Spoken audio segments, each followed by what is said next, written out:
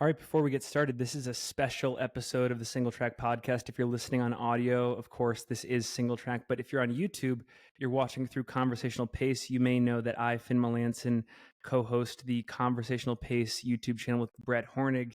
It's a great channel if you want to go check out shoe reviews, general gear reviews, and sometimes we get into race report stuff like this. So with that, I'm actually going to hand it over to Brett. We might do some sort of a long run archive style recap of Cocodona, but Brett's going to host this one, so handing over the reins to you, Brett. Welcome back, or welcome to the Single Track Podcast. I am your host, Brett Hornig, and today I have a special guest, Finn Melanson. You might know him as the founder and actual host of the Single Track Podcast. I have him on today because we are going to talk about the Cocodona 250-mile race that he just did.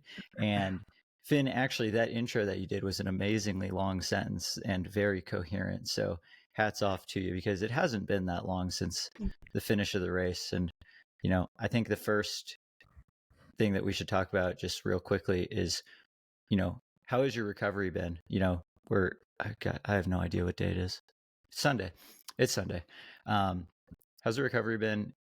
You know, a few days. Always curious to see like what the sleep and nutrition is like after, you know, such a long endeavor. I had heard a lot of people say that recovery from 200s would be better than you think, but I am here to say that I am thoroughly and utterly trashed, destroyed, insert synonym here right now. Like the musculature actually feels pretty good. I will grant the faster recovery crowd that, like, you know, quads, hamstrings, calves, back muscles, adductors, all that. It actually feels pretty good, but I have still so much brain fog. That's number one. I just feel like I'm operating at half capacity from a neurons firing standpoint. And then the bottoms of my feet are a wreck, and we can get into that more. But I've had this feeling before. It's on par with that feeling post through hike, where the number of total steps in a condensed period is so punishing that there's going to be a price to pay regardless of what you do. Beyond that, I guess I've had 4 nights of sleep post Cocodona. 3 of the last 4 nights I have been woken up by sort of like phantom throbbing pain in various areas of my legs. It's like my body still thinks it's in fight or flight mode. And then the most interesting, Mike McKnight, I saw him at the finish line. He told me that I might experience this. And so I don't know if I kind of manifested it out of expectation, but 3 of the last 4 nights I've had night sweats too. Like, you know, when you wake up from I like get a bad night sweats dream after long races super bad too. Yeah. So this was the first time I've experienced it. And I don't know if it's like an endocrine system thing, but I think my body just still doesn't trust that it's at rest yet, that it's okay to recover, it's okay to relax. Everything probably at a cellular level feels like it's very much in fight or flight. Yeah. Yeah. It's amazing how so commonly I hear, you know, physically I don't feel too bad, but like mentally and like, you know, like your endocrine system, et cetera, like all those other things that you don't normally like think about because you don't feel those actually getting tired during the race. But then afterwards it's just like all haywire. Yeah. And, you know, returning back to normal life can be an interesting task for sure. And I don't like, so there's, maybe this also comes with just being a veteran of this distance, but a lot of people in the race, if you go to look at their ultra signups, they're racing another 200 in a month, right? Like I think I met 6 people that were doing the Tahoe 200 in June, followed up by Bigfoot in August, followed up by Moab in October, and the Divide in September. And I can't wrap my head around that. Like the biggest thing that I have anxiety about right now is like, dude, like however long it takes to get back to baseline, like maybe I should go take an inside tracker test or something. Like I don't want to mess this recovery up, because I don't want to be one of those, you know, classic victims of overtraining, over racing, and not respecting the recovery. Because all the feedback I'm having right now is like, dude, like take many steps back right now, many steps. Yeah, like just do absolutely nothing. Maybe it's one of those situations where it's like the more of them you do, you can kind of predict your recovery timeline a little better. Yeah. How's what's the post race appetite been like? I've eaten like shit. I mean, just before this episode, I ate a whole bag of peanut butter M&Ms. It's been so variable. Like I don't think I've sat down to a good proper, colorful plate of food like veggies, a protein, a starch. Like I've just been kind of looking into our crew bin of food that was left over from the race, and I had like I finished off all the cups of noodles. Nissan, by the way, Nissan should get into. Is it pronounced Nissan or N- Nissan? Nissan's the car Nissan. Okay. company. I am here to tell you that Nissan should get into ultra running sponsorship because we'll get into my food. But I ate so many cups of noodles in this race; it was awesome, and I still had like 6 left over. So, Oh, go ahead. Nissan, they actually do sponsor a whole team of professional Japanese marathoners. Oh, really? Yeah, no, like it's very common in Japan for non-running brands to sponsor runners because that's how big running is over there. So like you'll see like Nissan, Toyota, Sapporo on singlets. So like Oh my yeah, gosh. you gotta bring that over to the States. Well, I know I'm taking us all over the place, but one of the realizations I had mid race was there isn't really food yet. Like setting aside maybe liquid calorie options, which I still think are legit at 200s. There's a whole classification of food opportunities that I don't think a lot of the nutrition brands have gotten into. I would love to see like a mashed potato mix, this cup of Mm, noodles option, some sort of like instant ravioli. It's not quite those like backpacker meals you get for long distance through hikes, but it's also not quite fast nutrition. There's some sort of middle ground there. And the entrepreneur in me was like, there's an opportunity here to well, create like, yeah.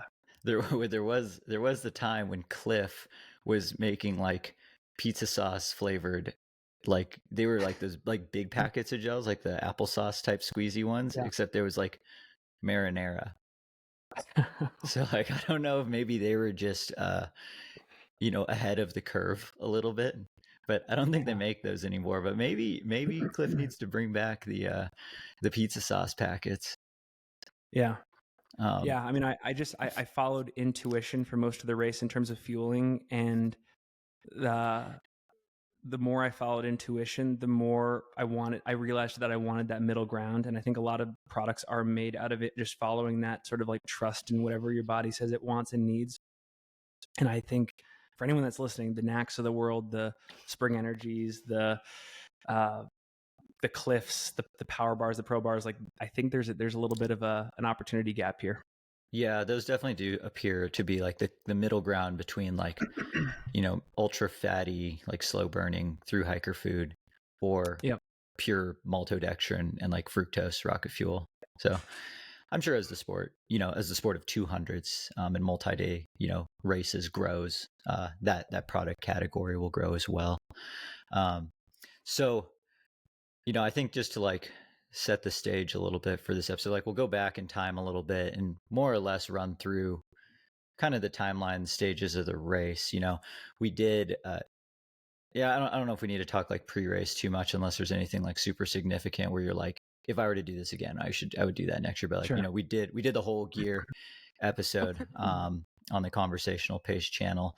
I think we'll touch up a little bit on like what did you end up using, like what ended up working, Yeah. those sorts of things. But so your official finish time was 70 hours, or what? Do you know what? 70 hours and 22 minutes, I believe.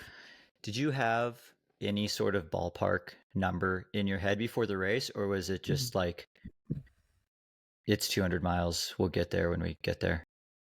I think I did have a ballpark number. It was somewhere around sub 3 days. That was largely motivated by the fact that I had extreme guilt for forcing my crew to be out there for any longer period of time. My wife is 5 months pregnant. I have a brother who's working a full time job that took vacation time to come out, a cousin that did the same, friends. So I was very much conscious of that and did not want to force them through these cold nights any longer and long days and just the stress of crewing. So I was very driven by that. Um, but I also think I figured, look, you look at the history of the race, the course has changed a lot. Present course is fairly similar to year one, Mm-hmm. very similar to last year. And I looked at those years and realized that, like, hey, if I could run sub 72, I'd maybe be contending for podium, maybe even contending for the win. You never know. I mean, Mike McKnight won it in 69 hours and I think like 40 or 50 minutes last year. In that year one, Mike Versteeg won, I think, in 72 hours. So I figured if I just took care of myself and ran somewhere under 3 days, I would be in the mix. We can talk about why I was nowhere near the mix later in the episode, but that was kind of my thinking heading in. I think I was also telling you pre-race that, and this, again, I'm going to preface this by saying, I think it's a very controversial statement. You can totally disagree. Audience might disagree.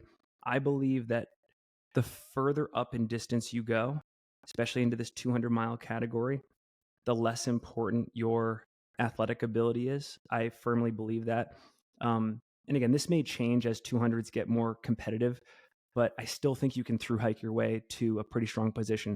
I certainly did. Like someone like me can come in, have a pretty good crew, keep consistently putting one foot in front of the other, playing it pretty smart. And I think with those things in place, you can sort of out logistics, outsmart other runners to place high. That and then mental strength, the belief in what you're doing, and just overall optimism. Like I don't think pessimistic runners or people that consistently struggle with self-doubt and self-defeating feelings, I would avoid 200 milers like the plague, because there's just too many tests that you go through. Like you really need to be kind of like a dumb luck, optimistic, this is all going to work out type runner. Yeah, definitely. That's funny about your crew and how, you were motivated to finish fast just so that way they didn't have to be out there longer. Like if you like say had a hired crew where like, they were just like, we're going to be here to support you, you paid money and we're here to crew you, and you didn't know them at all, do you think you would have taken longer than you did? I totally would have. There's no question. Like I was actually trying to weigh the pros and cons of like a mercenary crew versus friends and family. And I do believe friends and family is better, not necessarily because they could execute better in and out of aid stations or they would just have like higher processing power.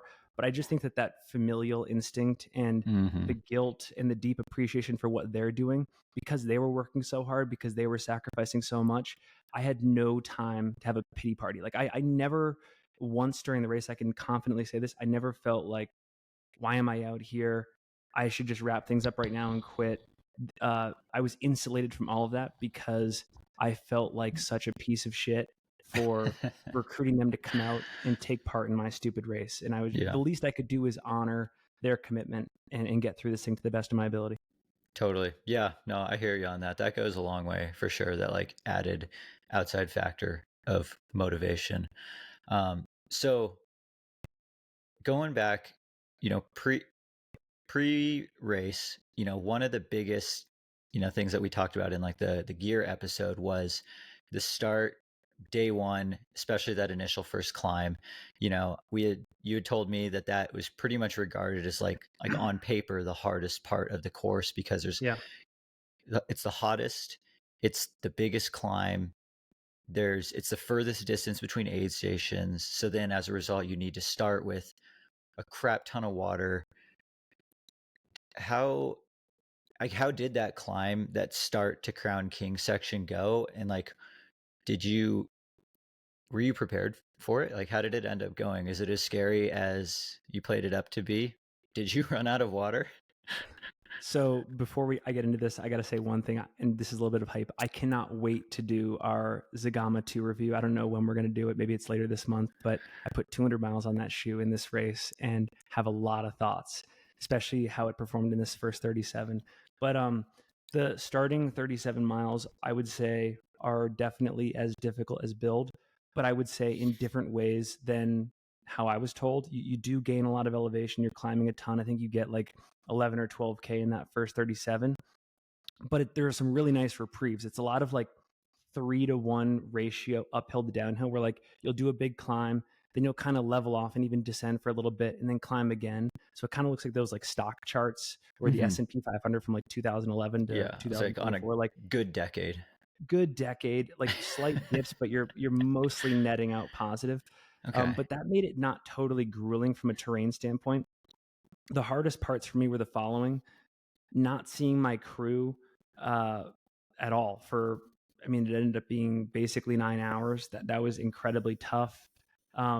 and the reason that was tough is because I wasn't like hyper specific nutrition in these races is very important. Like we had a plan from mile 37 onward about what I was going to eat, when I was going to eat, calorie ratios, types of food. And those first 9 hours really blow it up because you kind of have to pack efficiently. You don't want too heavy of a pack. It's already heavy enough. And you got to just kind of make some sacrifices in terms of what you're ingesting. That was really significant. The downhill parts that I was just praising were actually pretty problematic in the sense that the majority of it is that like super annoying and ultimately painful off camber scree type stuff. So the foothold in those Zygamas was getting really tested. If I hadn't done this race, I would tell you that like heel hold, that sort of back of the foot hold in the Zygama 2 is amazing. And it was like I brought the normal Tomir 2 out. I brought the Solomon Genesis out, and it actually outperformed both those because I kind of inserted those other shoes in throughout the race a couple times. It did have the best hold, but even like a minimal amount of foot adjustment or foot movement over 9 hours, and then you compound that over 70 hours is going to create some serious foot issues. So by the time I got to Crown King, my feet were pretty destroyed. We were having to, puncture some pretty nasty blisters around the back of the heel. I was forced to kind of sit up on the balls of my feet more throughout the rest of the race. It was tough. And then the last thing was I made a gear mistake. I chose to carry 2 bottles and 2 reservoirs, and I wish I had just carried all bottles. Oh, really? I found that even by positioning the reservoirs ideally to get the drainage through the straws pretty good, like the flow pretty good, it wasn't as good as the bottles. And sort of you get with the bottles, you get that easy feedback that like this is how much water I have left. I Right. wasn't getting that feedback because the reservoirs were in the back of my pack. So I thought I was drinking 6 liters because I carried about 6 liters through this section. It turned out that I probably drank about 2.5 liters. And when I got to Crown King, I had drinking 1.5 of the 4 liters that I had stowed in the back of the pack. So then the other compounding negative was my pack never got lighter. Yeah, I you was just carrying this carried a bunch super of heavy weight. pack. Just carried a bunch of needless weight through. So to recap, I would say lack of race specific nutrition, the hydration failures, just the off camber downhill killing the heels of my feet. And I just arrived in Crown King feeling significantly dehydrated. And my feet were a wreck. I was already hating gels and stuff like that. And needed to make some big changes. So I can go on a little bit, but I'll stop there to kind of let you ask any questions. Gear brain blast. I've seen some water bottles that I thought were like a little like niche, kind of like, I don't know, like this is just wasting your money, where like there was like a something in like the nozzle that when you drank it, it like told you how many fluid ounces were coming out of the nozzle, like for like people like in your Stanley cup to like tell you how much water you drink during the day. Why is Camelback or Hydro Pack not putting a little gauge at the end of the tube? Like even if it was just like a little fan, like a little wheel or something, like a little water wheel that that turned a little bit, just to tell you a rough ballpark number of how many fluid ounces you've consumed through your reservoir. I might have just given away like $1 million idea to Hydro Pack. So if so, at least send us one for free. But that would have been hugely helpful, because yeah, you're right, it's always a mystery of like, how much water am I drinking? It's like, you're really going to be able to feel how much of that's coming off your back. To add on to that metric, because that's a brilliant idea, is some sort of flow rate metric too, like how much water am I pulling through the straw in any given pull, because I felt like I was pulling a lot, but it turned out that like the sip from a straw was maybe 1/10 of the sip from a typical draw on a bottle. Yeah, it's tough. And like, maybe it's one of those things where like, if you just do like every single run with it, you start to learn. But I've always struggled with that too. And the bummer there too is that I actually enjoy carrying water in that position off the back, as opposed to sort of the balance that you get from the front. So so much more the comfortable. preference is great. Like I genuinely like that way the water sits on the back, but it's just from like the mystery of how much you've drinking is a huge issue. Yeah. So I did manage to catch the first few hours of the race, and the question that I wrote down was, were you playing it super conservative from the start, or did the main pack go out significantly faster than you expected? Because it, from my point of view, it kind of looked almost like both. Like it looked like Mm. Joe McConaughey, just like it looked like he was racing a 100-miler. Yeah. He was like running, and then you were, somewhere in like the 30s, late 20s Yep. in terms of positioning, in the first few hours. And I was like, okay, maybe Finn's just like getting his bearings, like, a lot of race left. And I was like, but what if he's actually doing like what he thought would have been like a top 10 type start, and everyone else is just going out like really hard? Because there's just not enough years of this race in 200s to even know. Like at something like Western States, you go through Robinson Flat, or even earlier, that like Duncan Canyon, we would know exactly like, oh, Finn's in 30th place, but he's actually on 15-hour pace. Well, I mean, I think I did the math at the time, and my pace coming into Crown King, which I think I arrived in roughly 9 hours, would have put me at the time on 62 to 64 hour pace. So still very fast. In my mind, on paper, uh, I was running a patient section. I was running totally within my fitness. I was running a very patient section. Those guys at the front were just running this crazy, unsustainable, testosterone driven effort.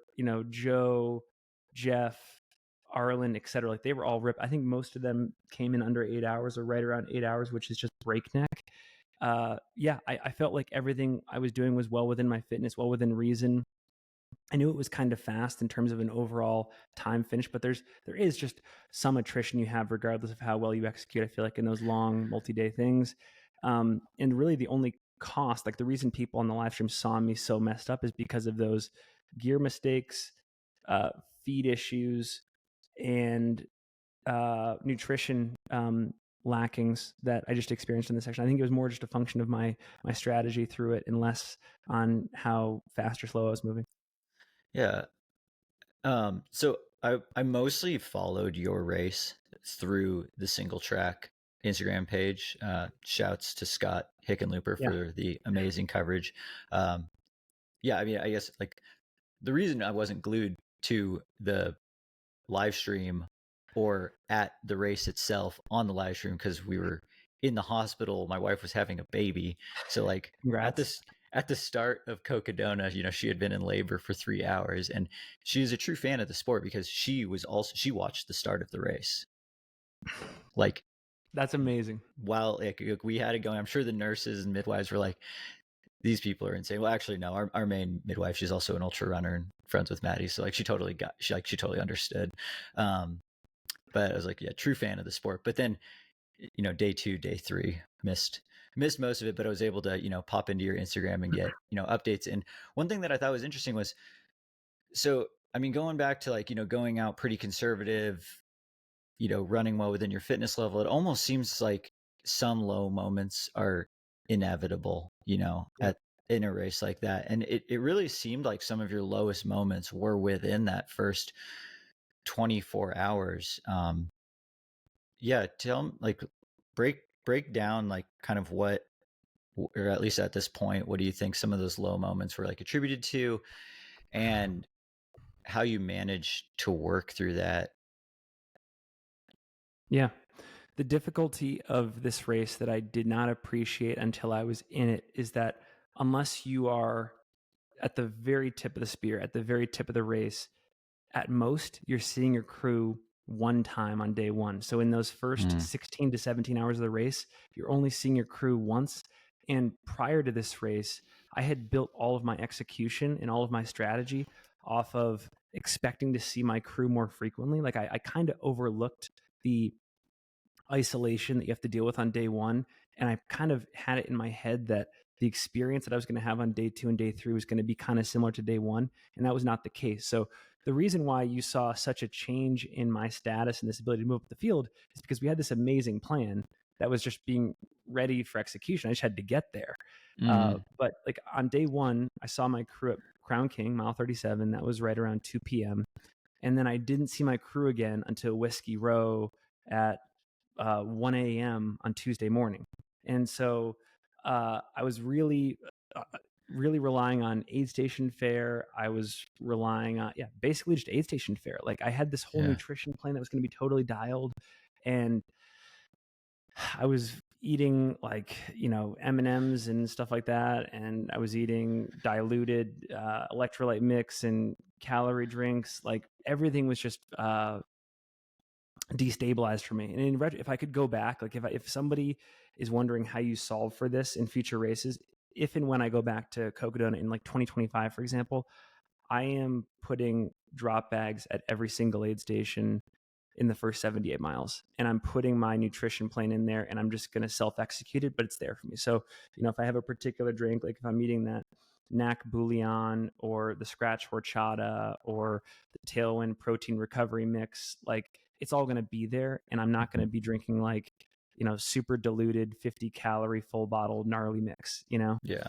Not surviving off of pulled pork sliders. No. And the proof was in the pudding, right? Like if you go back and look at my splits, the section from Crown King to Arastra, which is like 37 to 53, I was just on a bender there. Like my feet had just gotten taken care of. I got all my nutrition. I had my headphones. I was playing a Cocodona playlist. I was just like freaking out in a great way. And then as soon as all of the supplies from that wore off and I was in the thick of it again, that 40-mile stretch, I hit a low. Like one of my most prominent memories from day one, I get to Camp Kippa, which is mile 60, and I'm in the thick of it again, pain cave, worse than I felt at Lane Mountain or late in that 37-mile section. And I was trying to get food down. It wasn't working. And I'm like, oh, shoot, like it's coming. I got to hurl. So I went over to this wastebasket and I start violently throwing up for like a minute. And in between throw ups, they have this big screen TV there. And I'm looking up in between throw ups, and there's Mika Thews dropping like 8-minute miles heading into Whiskey Row, 20 miles ahead. And I'm like, wow, what a baller. And look at me in this totally depleted, wasted state. I am such a failure. Like I should just pack up and leave now. So that was probably the one moment where I was like, oh man, this is brutal. But as soon as that all got out of my system, I felt like a new person again. And it got me inspired to get to Whiskey Row. But you cannot overlook the isolation of day one and the need to have a plan for your crew not being there. Like it really is an unsupported race to some extent until you get to Whiskey Row. Yeah. Yeah. I mean, gosh, I can only imagine how hard it is to not get in your own head and start to spiral. Like you're puking at mile 60. Was there ever the thought of like, oh my God, I'm a quarter of the way in. I'm like one lap into racing a mile and I feel like this. How am I going to get done? Like, how did you pull yourself out from looking at the big picture? Because I know you ask anyone who's had any successful race and no one will ever say, on the start line, I was looking at how do I get to the finish? It was like, how do I get to the next aid station? How did you keep those thoughts away? Self-hatred, self-loathing that I had. Again, I have to come back to the theme that in retrospect, I felt like such a piece of shit for having the ego to try to recruit people to help me do this 200-mile race. And like the pain of subjecting people to that was greater than any physical pain that I could experience in the race. Like I could be sleep deprived, I could be throwing up, my quads could be blown, but nothing was worse than the feeling of asking people to take part in something, to take vacation time, to sacrifice their life, to kind of hurry up and do nothing at aid stations. Like I hated myself for that. And so that self-hatred pulled me through. And that's the honest truth. Yeah. I mean, yeah, I appreciate you not giving some sort of like lame ass answer. When you saw your crew for the second time, it was like 1 a.m. Did you sleep at all? Like, did you sleep in the first 24 hours? No, was that like? My sleep strategy heading into the race was always just to, it changed a little bit, but by the morning of the race, my strategy was going to be obey sleep pressure. So if you feel sort of like that pressure building in your brain if you've had this experience, it, and Brett, you're probably feeling it right now because you have a baby and you're taking care of like that gradual like pressure on all of your systems to just shut down. Like, and I've had it at points where if I didn't obey it, like I was just going to fall over involuntarily on the ground mid-race. But I didn't feel any of that for the first 24 hours. I actually didn't feel any of it for the first 48 hours. And I just decided to trust it. I decided that until I felt that overwhelming urge to pass out, I was going to ride the momentum. I was going to ride the high. And we can talk about this more, but I'm glad I did. Like I'm actually glad that I didn't sleep on day one. I'm glad that I didn't sleep on day 2. And I just wish that I knew the signs a little bit earlier, like about 5 miles into that section, right around the 48-hour mark, going towards the Kasner climb. I wish that I could recognize some of the signs, but that's just the benefit of doing 200s. Like now that I Yeah. kind of know where my threshold is, like I can expect to hit that feeling right around here or X, Y, or Z. I can plan ahead, but yeah, did not sleep first night, and glad I Wow. didn't. Okay, I totally thought that you were gonna say you did sleep that first night because looking at your Instagram updates, it seemed like things turned around like really well in that second, like the second morning. Like once you like woke up, the sun came up again, and all of a sudden you started like really moving up on the field. I just assumed that was like because you got, 3 or 4 hours of sleep. How how did you make day two so good? It was just getting back to the nutrition plan for the first time in 11 hours, 12 hours. I was getting the nutrition that I practiced with into my system. Uh, people worked really well on my feet, so I Hmm. had blisters popped. I had Leuko tape applied. Got new clean clothes. Wiped down sweat with body wipes and stuff. I just felt fresh. Like there's something Mm, like equal to sleep, equal to a good, REM cycle of sleep or 30-minute sleep is just that feeling of freshness. Like yeah. you've just wiped off, cleared, a day's worth of grime off your body. And that's what I felt. So I think I've just benefited from freshness. Yeah, it's like the Courtney DeWalter crew stop of like baby wipe the face, eye Yep. drops, brush the teeth. Uh yeah, it goes a All long that. way apparently. Yeah. Huh. Interesting. When so I mean, yeah, day two or like, kind of in the thick of it, you're all like nearly as I mean, you're nearly right in the middle in terms of like hours from the start and hours to the finish. And that I would imagine is one of the hardest parts for so many people. But you seem to take that in stride. I was curious what at this point in the race the average crew interaction was like for you. Like did before the race you said you wanted to keep it like as F1 pit stoppy as Mhm. possible. Um did you guys stay on top of that or did you have that urge to like want to hang out and chill with them just because, like you had said that first day was so isolating? What were those conversations like? So I'm really excited about this crew because if and when we do this type of race again, it's going to be a well-oiled machine. I think, Yeah. like I was experiencing this distance for the first time, this was also a rookie crew that was learning how to crew 200s for the first time. And the benefit of that is we all got better as the days went on. Like Mm, the exchanges that happened at Whiskey Row paled in comparison to the exchanges that happened at Fort Tuttle, 130 miles later. Like the advancements and the adaptations that the crew was making was insane. Like they were getting not 2% better every stop, they were getting like 30 to 40% better every stop. It was amazing. mm, Um, we did not waste time in the sense that we were looking to hang out and just take deep breaths.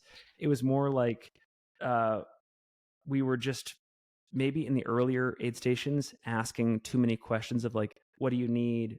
Do you need this? Do you need this? Do you need this? Oh, what about this? What about this? Instead of trusting that we had like 5 or 6 things to check off a checklist, I think there was just the anxiety associated with making sure we didn't miss anything and right. sort of loss aversion. And so we added time, I would say, in earlier aid stations or crew stops because of that sort of loss aversion issue. And as we got more confident with like what I could leave with and still survive or thrive with, they got quicker. Gotcha. That's cool. Were you keeping tabs on, other people or other stories within the race while you were out there? Like, did you know what was going on, ahead or behind you? So the crew and the Pacers I didn't really have a phone on me at all during the race. I had it one time when I was listening to music, and out of curiosity, I popped into Instagram to see what Scott was doing and checked the tracker one time, and I was like, oh sweet, cool. Well, this is kind of a distraction. I'm gonna peace out now. But yeah, Mm, the crew and the Pacers I would periodically ask them who was around me. I would say more out of curiosity because I had spent a lot of time with people like Joe Corcione and Kevin Goldberg and Matt Smith, and I was just kind of excited to see how their journeys were unfolding. I don't know how much you spent time in the live tracker. I thought it was so cool because not only can you see where people are and how far up or behind they are, I loved how they had that average speed metric Hmm. too. So like people like Caleb who crewed me later in the race, they could see someone like Jonathan or Jeff Garmeyer up ahead of me, and maybe at the time Jonathan was doing a mile per hour pace up Eldon, and I was doing 2 miles per hour, and so Caleb could do the quick mental math and forecast in his head like, I think I just did the math in my head based on this tracker. We can catch him at this exact spot before the aid station if you do this pace, or like we're already doing it, so just keep doing this, Huh. and we're going to cover. So the crew really used that stuff strategically to motivate me or to get me to hold a certain pace. It was pretty awesome. That's sweet. I love, the idea of using all the like spectator tools to help you with your Seriously. race, because it's like fair game. And like shouts to Caleb for accurate public math. It was amazing. I mean, and again, it was one of those things where I actually talked to Caleb in the moment, and I was thinking to myself, Caleb, I would not have thought to have used this tracker for any of that. And it makes me wonder how different this race would play out if there was, for example, a no pacer rule, because there is no question Hmm. in my mind that pacers represent a huge strategic advantage. Like people like Andrew Glaze were not using pacers in this race. Matt Smith, who was a guy I shared a lot of miles with, I think he finished ninth or 10th. He might have had a pacer for a couple sections, but he was largely unassisted. It is a huge performance uh, enhancer, no question. Did you have a pacer for every like Yeah. eligible mile to have a Yeah. pacer?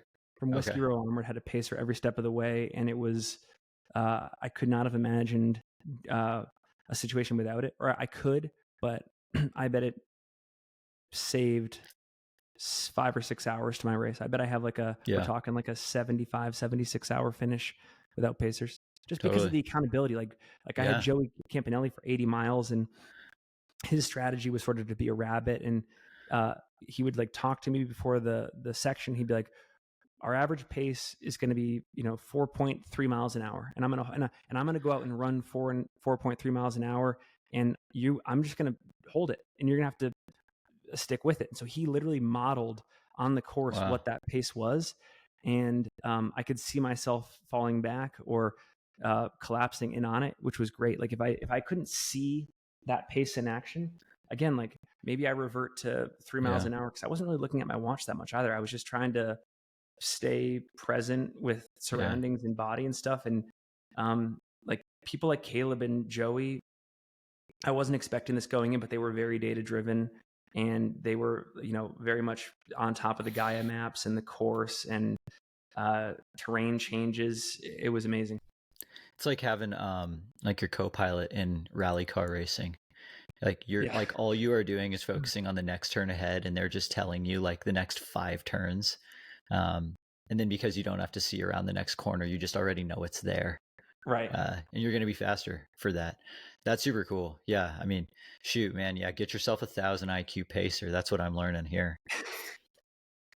It's true. And I also mean, people that, I guess it depends on the goal of your race, but if your goal is to be as competitive as possible, I cannot stress enough bringing people into your group that have multi-day experience, long distance through hiking experience like Joey did, and or someone like Caleb who is a professional trail runner by trade and understands competitive dynamics and is willing to apply that sort of mentality and environment to your own experience. Like with Caleb, for example, one thing I appreciated was there was no time for a pity party. There was no time to lament and, how much I was hurting, or he wouldn't let me give up. Like on that last section where I passed Jonathan to get into seventh, he was really holding me to like, uh, we're gonna pass this guy, and don't just do it for yourself, do it for the crew, do it for me, because I'm out here and I'm pacing you at 1 a.m.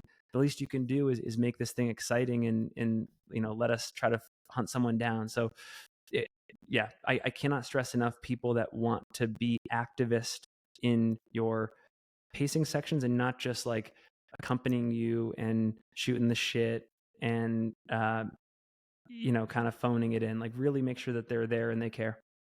Correct me if I'm wrong, but didn't Caleb kind of let you do that once when he paced you in a race where you were like absolutely blown up, and he was like, I think I heard about this story at Further where he was like, "Oh, I paced Finn one time. We just walked for like 20 miles, and I'm never letting that Yeah. happen again."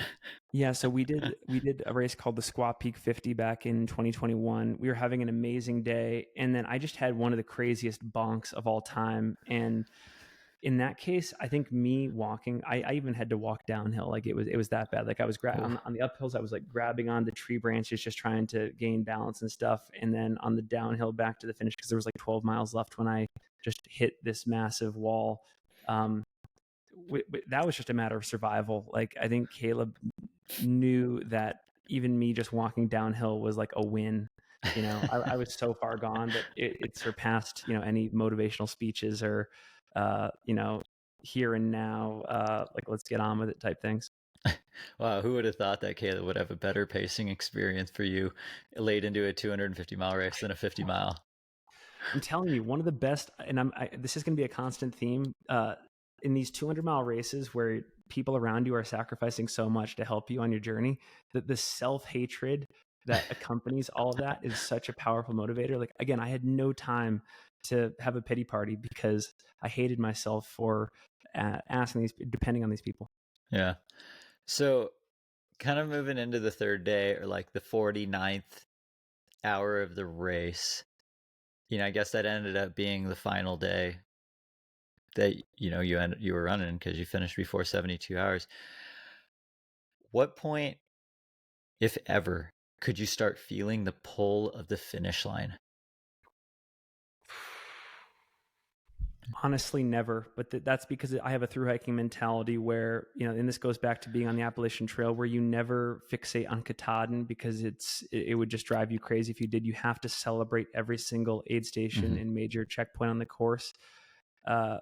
Honestly, I did not even start thinking about Flagstaff until we summited Eldon. And that aid station there was the last major checkpoint. And then I opened myself up to the possibility that we were going to finish, and the last spot was the finish line. But I think that that's a very valuable mindset to have. I think that if I came into this race just being so totally driven by finishing as fast as possible and getting to Flagstaff, I think I probably would have been setting myself up for failure. The cool thing about Cocodona is that there are so many unique, cool, beautiful, worthwhile spots on the course, whether it's Crown King or Camp Kippa or Whiskey Row or Jerome or Kasner or Mingus. Like there's just so many places to look forward to on the course.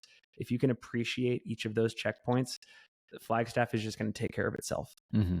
Yeah. I mean, I feel like we learned that last year, getting to, so in depth talk about the race, for 6 hours a day for 5 days when we were in Flag. And it is a really great course to break down into what you're making appear to be somewhat, reasonable bite-sized chunks. So, last year when we were in Flag, we pretty much ran every step of the course from the top of Eldon to the finish. Was that the only section of the course that you had previewed prior to this? Because you didn't go down at all and like run on the course before this race, did you?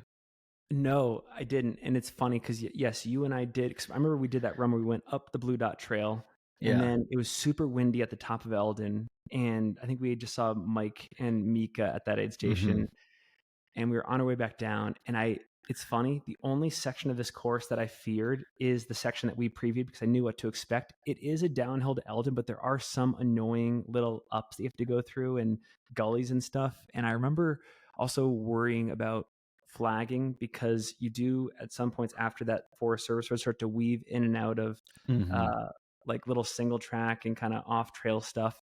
I think they might have changed it a little bit this year because the flagging stayed pretty consistent after a turn in towards Buffalo Park. But Yeah. you just reminded me that I'm actually to some extent glad that I didn't preview the rest of the course ahead of time because I had no anxiety, because I had no mental image of what was going to come. That was the only section I had. And, Caleb and I were at the Eldon aid station with, I think, 2 hours and 10 minutes left to break 70 hours. And I think Caleb's like, I think it's going to be close, but we can get it. And I had previewed the course with you the year before. And I'm like, Caleb, I don't think we're going to get it. Like, I think that I'm going to run as fast as I can, and we're going to get there in about 70-10, 70-15. Ended up being 70-20. Yeah. It's not an easy finish. No, because you see on the drone footage, you know, like you come off Eldon, it's like, oh, dirt road. But maybe 3 miles down that, you like turn off and start going through like riverbeds and gullies and Exactly. single track where, I mean, the very first day that we went running in Flag, you biffed it so hard. Oh, And that was a completely fresh run. Like, didn't fall at all this race. Didn't that fall was one about to be my time. question, was like, did you eat it all? Did you break any poles? No, didn't break a pole. Didn't fall one Dude, time. It was insane. And I only had wow. one bottle of ketones, one bottle of Delta G ketones. When was that? I took it at like, I think I took it in Jerome, so like mile 125. But again, like all of your traditional nutrition, I'm not going to say it totally goes out the window, because I was doing a lot of like knack drink mix and scratch drink mix and tailwind drink mix, but like traditional gels, like fast carbs, and like even just the taste of ketones. Like, I just, as much as I love those things in training and see the benefit, like it was tough to stomach those, or just deal with the taste For mid race. sure. Yeah. Yeah. I mean, it makes sense that the more intuitive you go with your fueling, as long as your intuition doesn't totally suck, you know, it's probably going to be what your stomach and your body needs. Yeah, I had also written down like, so like a year ago, we were in Flagstaff in the studio doing the live stream for this race, and you said so many times, dude, I'm running this race in 2024. And you were like, Brett, you should run this race in 2021. I was like, no, I absolutely have no aspirations of running a 250 mile. I'll do the commentary and the live stream every year. And you're like, I got to run this race. And you did that. Like, you signed up for the race, you trained for it, you started, and you finished. Throughout that entire process, like, is there any one particular thing that stands out that you're like just so proud of yourself for? So yeah, definitely. I think, and you're definitely aware of this, but I would say in like the 8 years that I've been running in the sport, I've dealt with a lot of false starts and hampered training blocks and confidence issues and just general lack of self-belief that I can do the training and the racing necessary to have good results, right? Like to be Mm-hmm. competitive. Yep. And I think this race, in retrospect, may be the one that gets me over the hump. Like, I didn't follow a super sound training plan going to this, but I worked really hard. I raced 5 times, so race lines weren't foreign to me. And then I just gave myself permission to try my hardest out there, and it ended up getting me 7th place. And so I think the thing that I'm the most proud of is it gave me a mindset shift that if I train hard, uh, I belong on these start lines, and I can do whatever I want in future races. And I hope that this is just a building block to, uh, be better in future ones. Like, I think I'll be willing to dig deeper in training blocks and get more workouts in and mix it up with sort of like the more talented runners here in the Salt Lake scene, and then just have like no intimidation on start lines. Cause yeah, it was kind of cool. Like, I looked at the finish list at Cocodona, and I finished 7th, and every runner in front of me was a pro. So I was the first non-pro to finish, which was kind of cool. Dude, fast media guy. Fast media guy. Look Yeah, out, world, dude. You way to represent the fast media. totally. Totally. And so I would say that's what I'm the most proud of, is that this was just an unlock race for me. And it's going to take a while for me to get back to training, because I am very nervous about the state of my mind and body right now. But as soon as I turn that corner, I just want to like unabashedly try super hard at the training and racing aspect of this sport again, and just see if I can build off that. Yeah. Wow, that's amazing. I mean, gosh, yeah, train for and race a 250-mile to get the mojo back. How about that? Yeah, I mean, it makes sense. Like, this is going to put some stuff into perspective for sure. I mean, you'll always be able to look back on your first Cocodona when you're deep in the thick of, a shorter race, and you're like, it'll be over much sooner. Like, I got this. Like, it'll be fine. Um, in your build up, for the race, the training block, you said you trained hard, you got in a lot of races. Now that you've run Cocodona, is there anything from that training block where you're like, if I were to do this again, I would absolutely do this part differently? Or do you think there's not really a recipe there yet? Well, there's probably not a recipe, but I think when I do this race again, or when I do another 200, I am going to blow it up pretty significantly. This time around, I just did a bunch of aerobic high volume training, and then all of my intensity came from just hopping on start lines like the Red Mountain 50K and Antelope Island 50 and Desert Rats 100K. Like the only intensity I did this entire block was in a race setting. And I could tell because in those races, my threshold was significantly lower than it had been previously. Like I struggled to run like 10-minute pace at Desert Rats, and struggled to run 8:30 pace at Antelope, struggled to run 7-minute pace at Red Mountain. And like those paces at those distances used to be way more manageable for me. So I think I lost a lot of top end.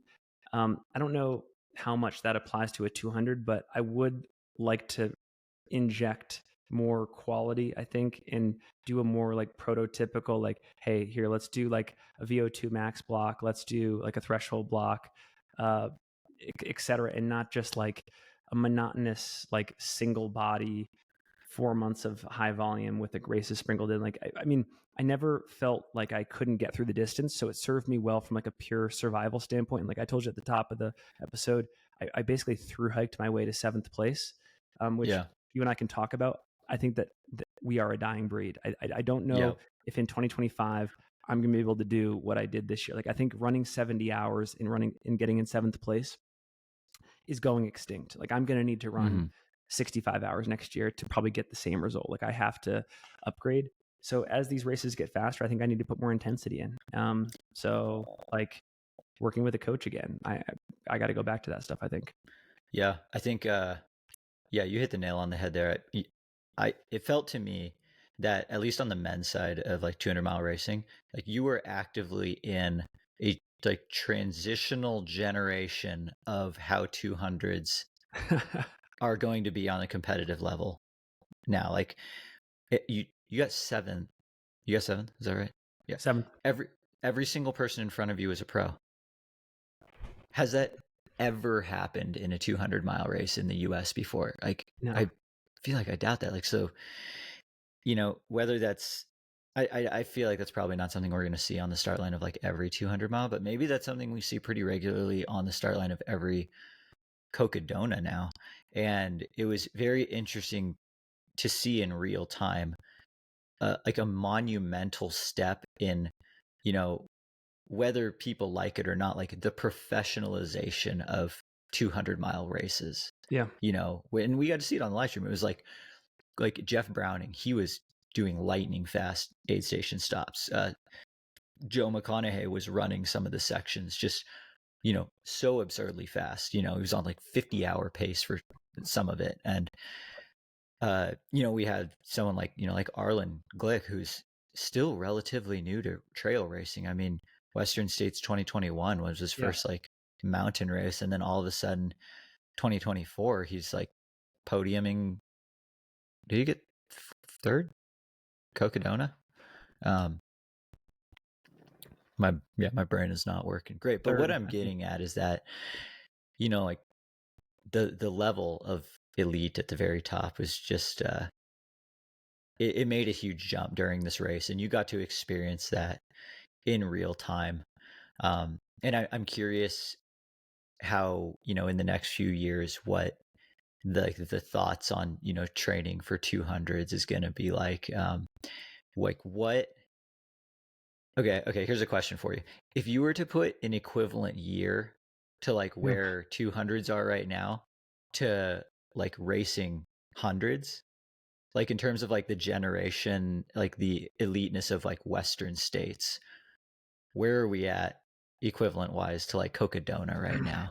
Like, are we up to the like 2010 or not even close to that? Oh man, I was going to say like the 80s still. You think? Because I think that a lot of the people that we saw have success at this year's Cocodona were already in one way, shape, or form embedded in the scene. The only new entrant, in my opinion, was Arlen Glick. He was sort of the first initial trickle of validation from the running scene. But like Jeff Browning had run Moab a couple of years ago. Yeah. Mike McKnight, obviously, born and bred in this scene. Joe McConaughey, like before he ever got into 100-mile distance and lower, was a multi-day through hiker and had done Cocodona before. Harold, Harry, same thing, 200-mile scene veteran.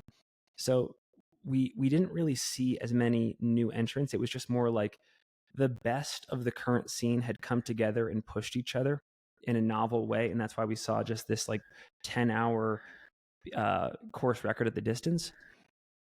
It feels like the 80s to me, because I don't know if we've had, like, it's the 90s when you have a Scott Jurek like figure come on the scene, and you see the passing of the baton from Tweetmeyer to Jurek, and like then a new era begins. And again, like the rate of change could be faster in the 90s, could happen next year, but it felt like the late 80s to me. That's cool. That's exciting that in like the sport of running, that is seemingly like every quarter, it seems like we get it like that much more figured out. It's like, especially on like the roads and track, and then you throw it into trail and it's like, nah, we still have no idea what we're doing. I think that's really exciting. I've got to go back and look at the exact results, but I'm pretty sure in like even into the 90s, you could run like a 23-hour Western States, which is the equivalent of really through hiking that race and getting in the top 10 on the men's side. Yeah. I'd have to go back check, but I'm pretty sure like there were people that more or less hiked it and could get in, like they fast hiked it, 3-4 miles an hour. So that's why I felt like the 80s to me. That's cool. I mean, and who knows, maybe even in a couple of years too, you'll be looking at like your start line picture, octopus fin with 8 hoses sticking out of his pack and being like, dude, what the hell are we doing? Like the equivalent of like Unbreakable, when their dudes are just like dunking their heads into coolers. Oh my gosh. I'm so curious to see how it all changes. It reminds me, so I told you about Matt Smith, and I met him early in the race. I think it was mile 20-ish, halfway through that Crown King section. And I come up on him. By the way, Matt Smith, interesting guy, co-founder of the Kodiak Ultras in Big Bear, which, as we know, are experiencing a major revolution right now. Super cool guy. I think he's actually still involved in the race, but great 200-mile runner. I come up on him, and I'm kind of attracted to his sort of ambiance because of how elegant his setup is. Like you just described me.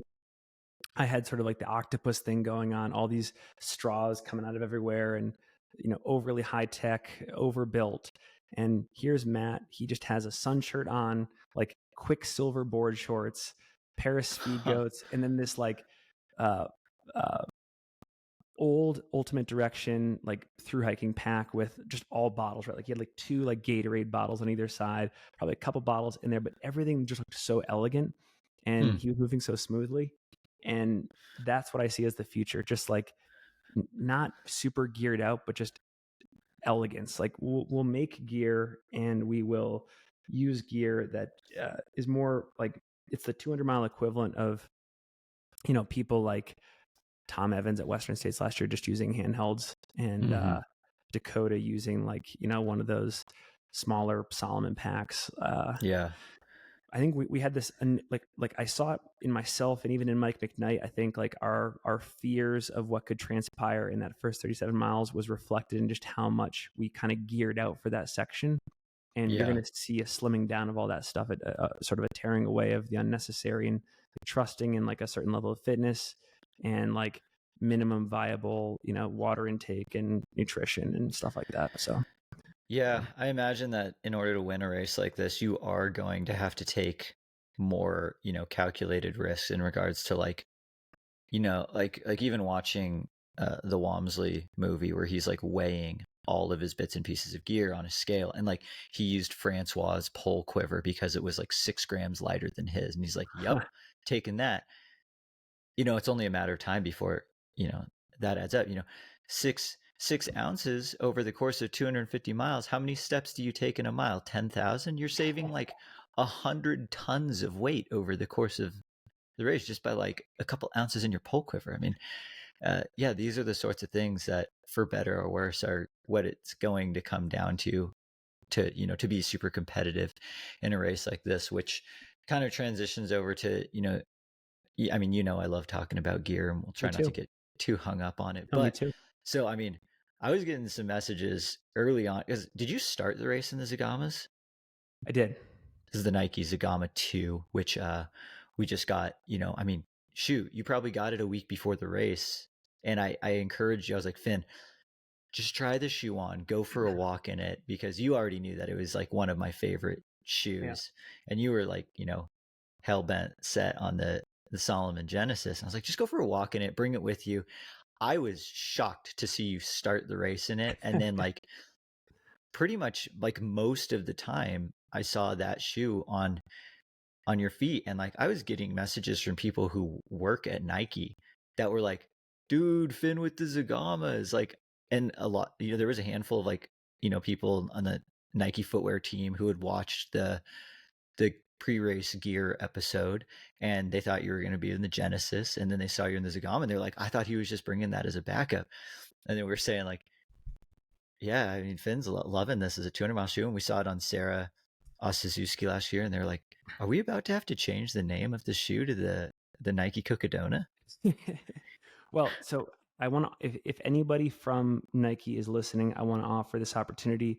I have the shoe here with me. It's got over 200 miles in it. I did 2 runs in the shoe before Cocodona just as a test. Majority of the miles came from a single multi-day push. If you want me to mail the shoe back to you to do any testing, observations, etc., happy to do so. Just have to send a fresh pair. Just send a fresh pair. Yeah, send a fresh pair in exchange for science. I'll have my people contact your people. We'll get this going. So I actually went with this shoe somewhat on accident. People always say, don't do anything new on race day. And yet they always do. I fell victim to this. I love Darn Tough, but I ordered their lightest like micro weight socks possible. And I think it was an ordering mistake. I should have ordered their thicker socks, but I've mostly been testing all of our shoes, including the Genesis, in a thicker features sock. The socks that we had last year at Western States Prep. Yeah. And all of these shoes are experienced quite differently in a thinner sock. Like that's not like Absolutely. A controversial statement. But I made the mistake of wearing a different sock, and because I was wearing a different sock, it changed the feel of the heel collar on the Genesis significantly. I did know a little bit ahead of time that off camber, super scree fieldy downhill stuff in the first 37 and throughout the course was going to be problematic. So even though I chose the wrong sock, the Zegama was sort of the most secure fitting heel of the 3 shoes that I brought, and so used that. And I still had significant issues, but I think I would have had even worse, more debilitating issues if I had used the Genesis or the Tomier 2s. So yeah, in a lot of ways, the Zegama saved my race. Yeah, like it might have been a situation of regardless of the shoe that you wore, you were going to get some irritation around, the heel or ankle or whatever it ended up being. And I mean, I know how much you're a sucker for like the slight ankle gaiter. Totally. Which you need. I mean, honestly, I was one of the only runners, even in the front of the field, who didn't wear gaiters. So it was great for that too. Like it's a very dusty, dirty race. And it ended up being just fine though. Didn't like need it. It was great. Yeah. Was there any pieces of gear that you thought you were gonna, end up using heavily, but ended up not touching at all, or vice versa, stuff that you didn't think you were going to use at all, but then you ended up relying on it heavily? I mean, I guess I would say the Zegama goes into that category. Yeah. Is there anything else? Besides shoes, I resorted to my cold weather gear a lot less than I thought I was going to. In fact, the only time that I wore like pants or tights was on the climb up Eldon. Saw my crew at Walnut Canyon Mile 229. Actually saw Katie Scheid there too. She made a cameo appearance, which was hugely uplifting. And before I left, I was in shorts, and she was like, please, like, Eldon is always cold. Doesn't matter what time of year, just wear, suit up here. And so glad I did. But for the most part, I ran this course even through the night in t-shirt and shorts, threw on like a heavier long sleeve one time in that Kasner section. And I think also briefly at night going into Whiskey Row, but I I was surprised at how little I used the warmer weather required gear. Ended up using the Ultraspire Zygos pack pretty much for the duration of the race. That pack is amazing. Again, the only issues I had were with the reservoirs through that first 37. But as soon as I lightened up the pack and switched to bottles and just use it for normal carrying capacity, it was great. It even performed well when I had to throw in like a lot more stuff in the back of the pack, like climbing up Elgin stuff, but super comfortable. Didn't have any hot spots on my shoulders. Didn't have any. Yeah, it was just great. And then I used their Solstice Light too. Like that's one of the things that was big for me coming out of this experience. And I have no financial ties to them. I really appreciate Ultraspire products now. Like I've been vocal in years past that I thought that some of their stuff was overbuilt and unnecessary and like didn't fit me well, but like their latest iteration of packs and lights are awesome. And I mean, the proof's in the pudding. Like I wore everything. I think I wore the Zygos for 230 of the 250 miles of Cocodona. It was great. Yeah. I mean, I agree. I think a lot of their products are more or less overbuilt for something like a more mellow 100 miler. But then when you go into the 200 plus, the build quality of their packs and the material choices that they use end up being like really spot on. Yeah. And I mean, I think that's why we see them in the FKT scene, the like fast packing scene, Right. way more than on the, at the front of the pack of some of these, 20-hour or less, hundreds. So yeah, I mean, I think that's just more a testament of like that's, I think they're one of the top brands in like the multi-day space. Yeah. Yeah. Cool people, and enjoyed their stuff. Yeah. I guess I never actually asked you. So you were like in a t-shirt, shorts through most of the nights. Was it then super hot during the day, or did you just hit like a good, like nice weather year on both ends of the weather spectrum, or were you not needing that many layers because you were actually moving well, like you were generating decent heat because you weren't going 1 mile an hour? A little bit of everything. I would say it was a cooler year than years past. Most people were saying that the section through Crown King was a couple degrees cooler than it was in years past, so not nearly as punishing. But I mean, look, I hang around you, I hang around Leah Yingling, a lot of people that are very scientific about topical cooling and heat management. Two of my favorite pieces of gear throughout the event, these Pearl Izumi cooling sleeves that I wore throughout the race, they were amazing. And then I've been talking with people who tell me that a lot of heat loss and gain come through your hands, and so I wore these cooling gloves as well. So basically, mine from tips of fingers up to the shoulder, plus all the sunwear shirts that I was wearing, I was totally covered. And that combined with sauna training and trying to get some days in the heat here whenever it was on the warmer side, or even just like UV opportunities in Salt Lake, I took them. I was never overheating except on that Crown King section, but again, I think that was a function of just like hydration, electrolyte imbalances. Yeah. No sunburns, anything like that? Just on my legs, because I just forgot to put sunscreen there a couple times. But like I also had that Fractel hat on that was covering my neck, covering my ears. The bill came Star down Wars to hat. like eyebrows. Yeah, I was getting good. I mean, you can see I'm not too burnt or anything. Like No, still that pasty goes a long white. way. Yeah, that's huge. Goes a long way. Yeah, because those sunburns, I mean, that can come to bite you day 2 and day 3 as well. So yeah, it was just really the back of the legs that got me. That's awesome. Yeah, I think, in a race like this, like the gear choices that you make, I mean, they can make or break something, at just such a greater magnitude. So, I'm always so fascinated to see how it is and how it's going to evolve. And if we truly are in like the 1980s equivalent of like, holding bike bottles with like inner tubes wrapped around our hands. I firmly believe, well, I believe this I'll preface it by saying there is so much money in 200s from a registration fee standpoint, from a gear standpoint, etc. I would not be surprised if in the next 2 to 3 years, there is a nutrition, gear, or training company that is built specifically for the multi-day scene and nothing else in ultra. Like it literally exists to service the 200-mile scene.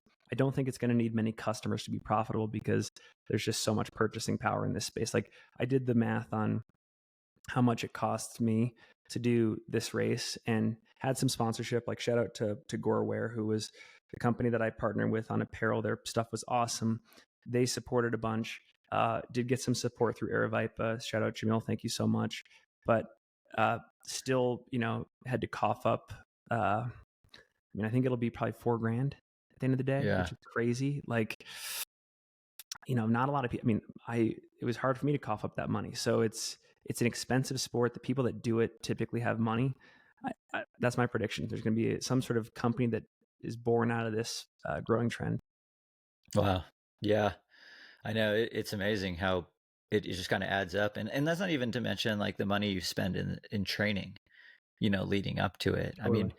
If you're having, fortunately with the shoe reviews, we get to, you get shoes, but like if you don't mind sharing, because you throw out a couple metrics from, because I know you're a little ghost mode on Strava. What were some big weeks like? Because I know you were throwing, you were logging shoe review miles so much faster than I was. Yeah, my biggest week was 26 hours time on feet, 130 miles, and 29,000 feet of climbing. Damn, that's a big week. Yeah, and that was back in like March. So my training did slow down a little bit. I did a ton in like from like mid-January to early March. I was consistently doing like 18 to 26 hours a week. So that was like a good like 5-6 week stretch. And then I got into sort of that racing bit, and I was not really running as much in between races. So, you asked that question earlier about like, how would I change training? I might also race less so that I could just maintain a pretty consistent high volume output for a long period of time. But I was just so nervous because I hadn't raced at all since July of 2022. I wanted to make racing this very familiar, comfortable experience that I kind of made that trade-off in the second half.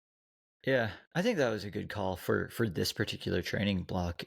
Especially now that that your body and your mind can handle the distance. You got the volume part in. It's like, okay, now you can start to sprinkle in, work on the fitness parts of things more, because you're like, okay, I'm not going to snap in half, probably. And by the way, I actually regret going ghost mode on Strava. I'm a huge proponent of working in public and sharing knowledge, and that is the first and the last time I'm going to go ghost mode. I'm just going to own all my training and racing and be an open book, because I think that's important. And at the end of the day, these 200-mile races are still, well, I was telling Mike McKnight at the finish line that I appreciated all of his goes at Cocodona the last couple of years, because I was furiously taking notes. I told the same thing to Harry. Said the same thing to Jeff. You kind of stand on the backs of people who did the hard investigative work in years prior. And I still feel like we're in that era. Like I said, we're in the 80s of 200s. And so I'm going to keep doing these, and I'm going to keep experimenting. And I want all that stuff to be public, because if I land on something that works and that can be scaled or shared with other people, I want to be a part of sort of keeping that ladder of opportunity open and not closed. Yep, totally. And like, you figure something out, you can exploit that for money, as coach Finn Melanson, the premier coach for 200-mile races. Yeah, just let me know. Let me know what you think about that. Coaching business? Did we just start a coaching? Oh my You already have a coaching business. Yeah, dude. You can be the 200-mile coach. As we start to wrap things up, I have a section that I just made up, and this is your Oscar speech. You just won the Oscar for greatest performance. And this is just your chance to acknowledge whoever you think is needs to be thanked, shouted out, etc. I will not start rolling the music in on you. You, you get as much time as you want, but I know that there's so many people, behind the scenes that go into something like this. Not only for like you personally, but also just to put on Cocodona. I mean, we were talking with Matt Feldock about how you're saying like, dude, this is going to be like one of the premier races in the world soon, just because you guys both got to see it out on course, uh, in like real life. Yeah, so I'll give my Oscar speech, but then if you're down, I would love to close on where we think this event is going in the next few years, just based on Yeah, what we've absolutely. researched. So the first people you got to thank, or that I got to thank, are Jamil Curry, Matt Feldick, Jubilee Page, Steve Adderholt, everybody at Airvipa, Bryce Brooks, the list, Patty Curry, the list goes on and on. This is bar none the best race directing event company in ultra trail running. And, I've told Jamil, I've told the people that are willing to listen, I think that this is Jamil's Sistine Chapel of all the races that he's created. It is such a work of art. It is so beautiful. And another thing I love about Jamil and team is they are not like old crusty race directors. Like, they are constantly trying to innovate. They are constantly surveying the landscape and seeing how they can make things better. They don't have just this like playbook that they cement and recycle. Cocodona 2024 was unrecognizable in a good way from Cocodona 2023. It was that much better. Like the storytelling, the social media, course markings, aid stations, it was awesome. And so I just have to thank them because they have created this amazing event, and they've shown that when you create an amazing product and you take care of it and you're always looking to make it better, you're just going to attract all the right people, and it's going to be special, and it's going to just show how great our sport can be. So they deserve all the thanks. They're still the hardest working, most generous and visionary people in the sport, and they're first. The second group is it's just one person. It's my wife Jules, who was crew chief. She slept 4 hours. She is 5 months pregnant, and she's an incredibly hard worker, and she's And she kept incredibly your watch charged. Yeah, she kept my watch charged.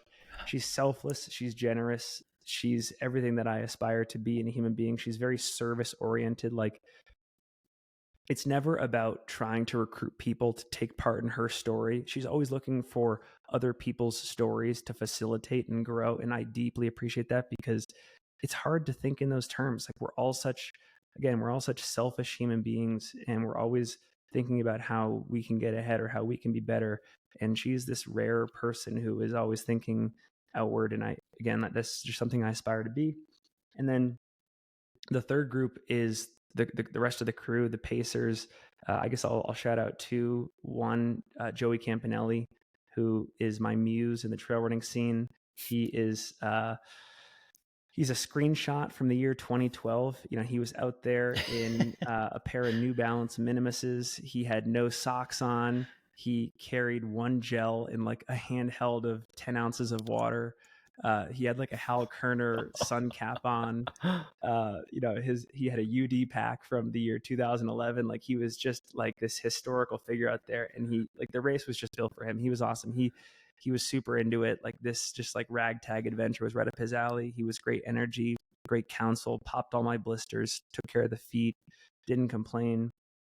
I got to shout out Caleb Olson again as the other person, just because, again, with Joey and Caleb, they were the primary pacers through this, and they were just so invested in my success and the crew's success. And they did it in a manner that made me want to immediately give back. I told Caleb that my only objective through the end of June is trying to get fit enough to successfully pace him from, I think, Forest Hill to the river at the end of June.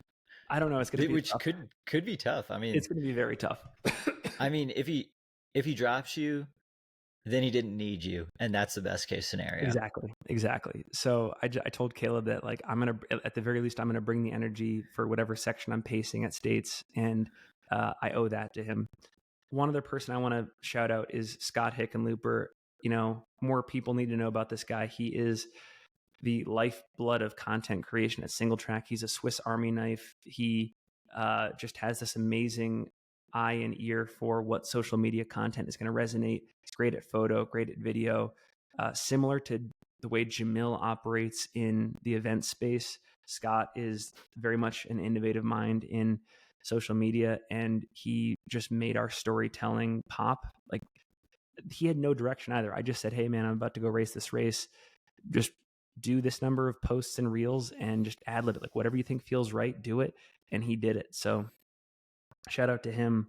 He's amazing. And yeah, he's sort of our creative director at Single Track, and he's just been the best, one of the best additions to the squad, and very grateful. So that's my Oscar speech. You got to share a few miles with your brother too, right? And my brother. I mean, my brother, you know, he already knows. We already had a deep heart to heart out there. He got me through the most taxing section, which was that Kasner climb. The funniest thing is he's not in the ultra scene. He's not even a runner. He's the best athlete in our family, though. He's incredible. He had never done more than 5 miles time on feet in his life. He did 17 miles in the middle of the race. No way. That's he's awesome. Crazy. He got super nervous because he had never heard of the concept of a dirt nap. And I told him that I needed to just lie down on the ground and take 5 minutes. And he thought I was dying. He literally had anxiety. Dude, that would be scary. Yeah. I think we're losing Finn. I think we're losing, like, he started to like call Jules and stuff. It was pretty funny. So yeah, Ned, the rest of the family, Jeremiah, my cousin, like, they just, their benefit to the team was many things. Like, Jeremiah nailed our packs, and Ned would do these last minute trips to like go get weird things. Like, I drank non-alcoholic beer for a couple sections and had milk a bunch, and they would just go and get that stuff. But they also just brought this like really positive, productive naivety to the situation, because, you know, Jules knows the scene really well. Joey Kidd knows the scene really well. These two were outsiders that knew nothing. They had no like preconceived notions about how things worked, and it was, their influence was brilliant, and it was just these great contrasts and balances, and they brought humor too. So yeah, the dynamic was really rich because of them. Yeah. One thing, you brought up milk.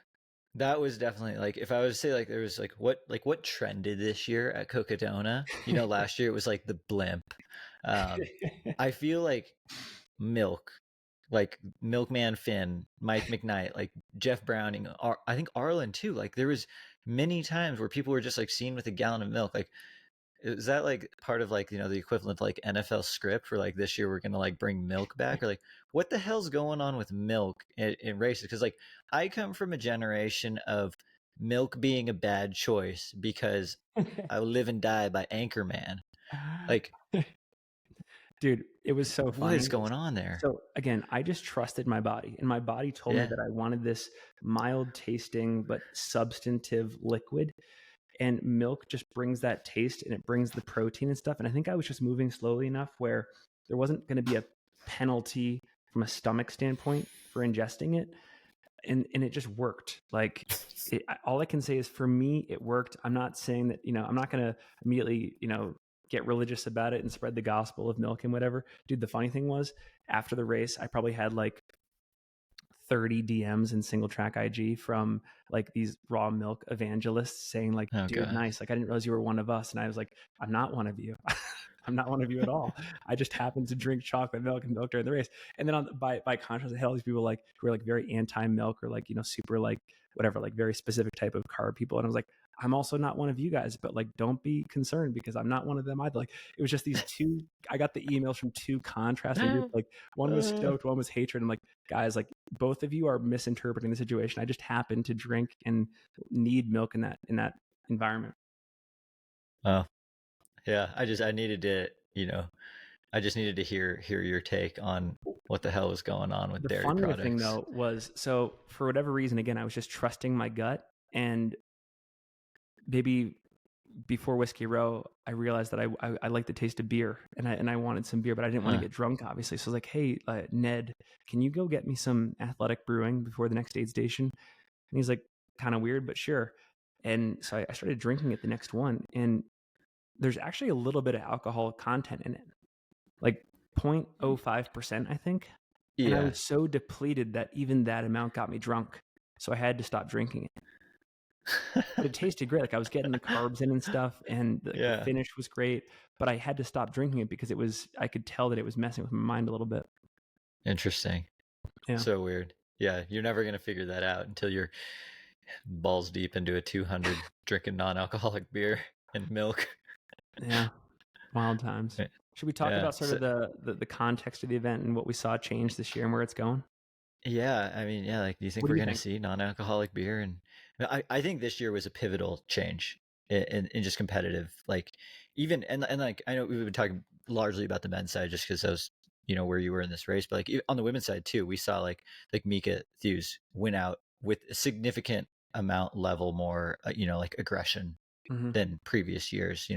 Last year she had, raced pretty conservatively and like moved up throughout the race, but she was like under course record pace for a significant amount of time as well. And, you know, we thought that, Sarah Osazuski and Mike McKnight moving into the lead, what was it, around mile 200 Yeah, or a little bit after that? right around quarter final. Yeah.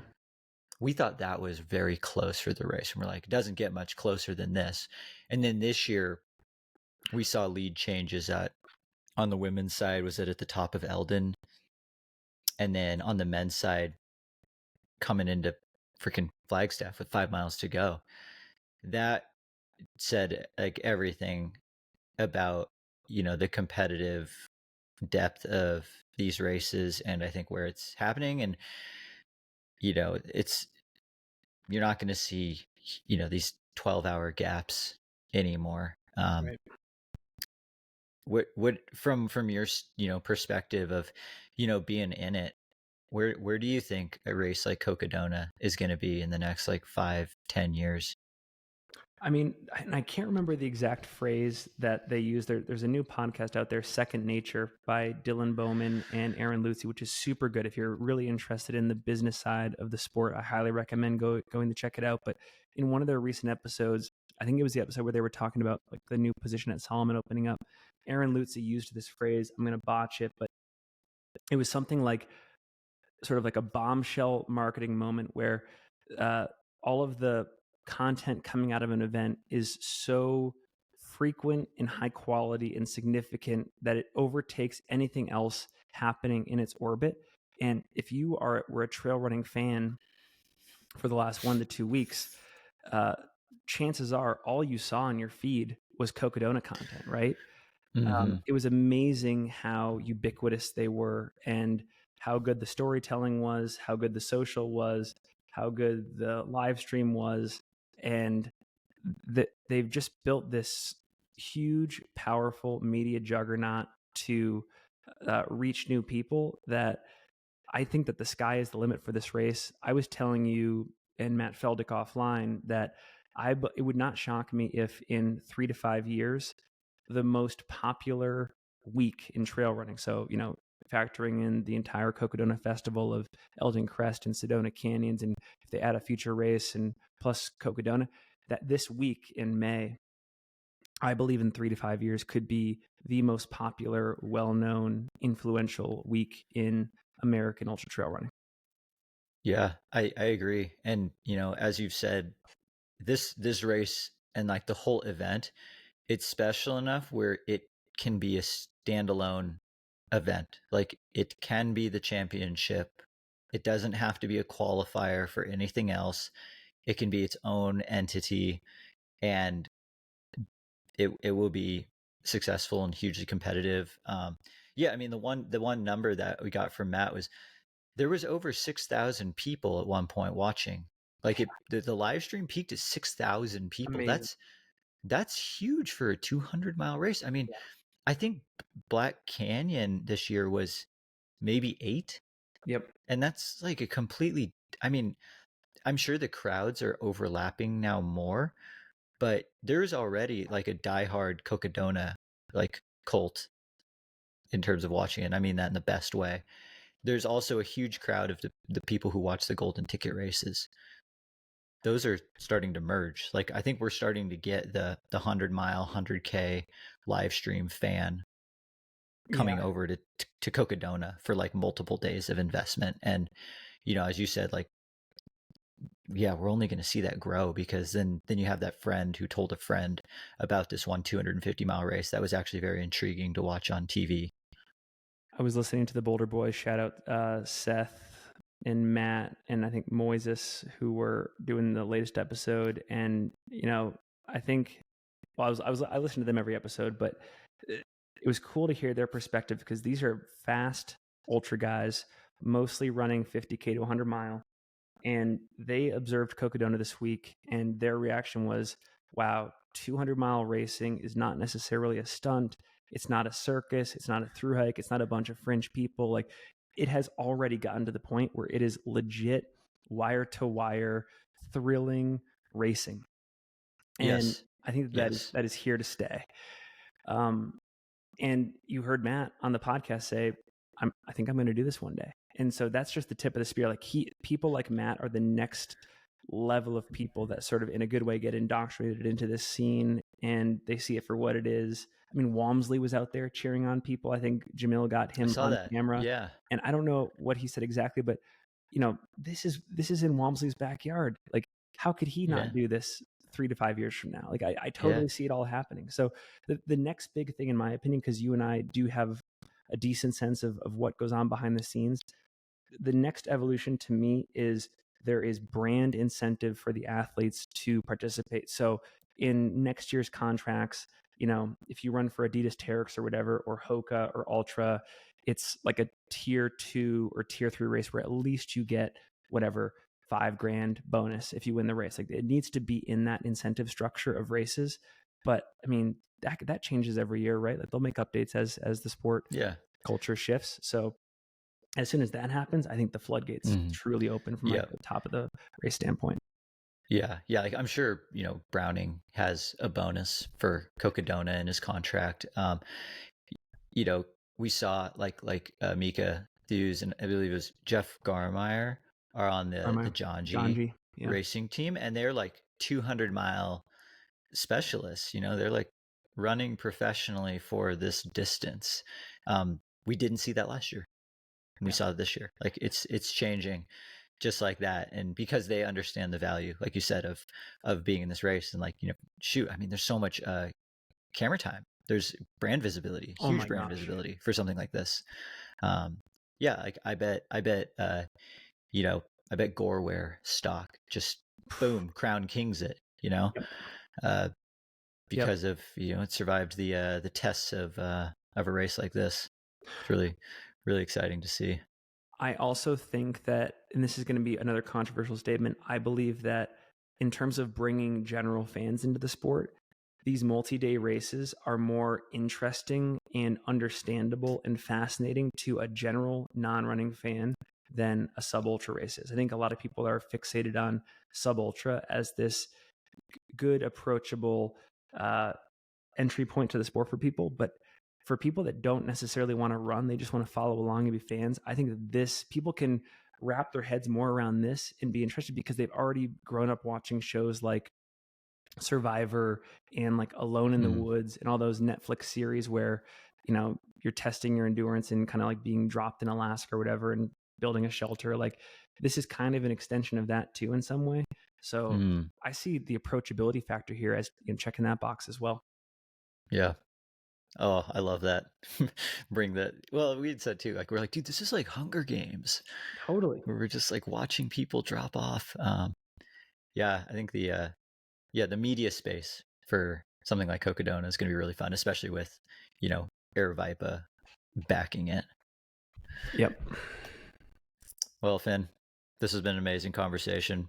Thanks for catching me up on Cocodona. And again, dude, such a massive congrats. It's been really cool to like see it all play through over the last 12 months of being up there in flag and being like I'm going to do this race. And I was like, all right, you go do that. And then you're like, I am deep into training for this race right now. And then like all the tune-up races, and I mean, the list goes on. So, hats off to you. Glad you got your mojo back, and rest up, recover, and we'll do. I mean, we'll have follow-up long run archives and stuff, but everyone's going to be dying to know what you end up signing up for next. I will. The last thing I'll say is I have no idea what I'm going to do. If I do something, it'll be in August or September or October of this year. I also can't commit to Cocodona next year, but I very much want to do it at this point.